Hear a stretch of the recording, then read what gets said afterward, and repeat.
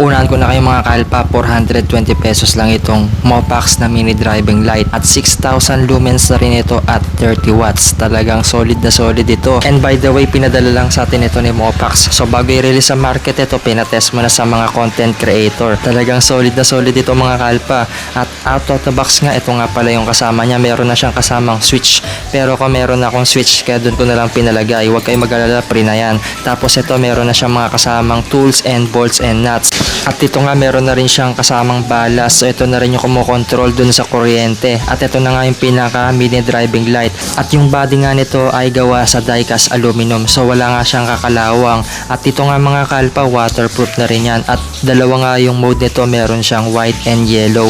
Kapag aakyat kayo ng bundok at mapag, alimbawa sa Baguio, pwede nyo magamit yung yellow para sa paglight ninyo. At para sa akin ito na yung unang i-upgrade mo, lalo na kung bumabiyahe ka ng gabi, talagang mapapakinabangan mo ito sa daan.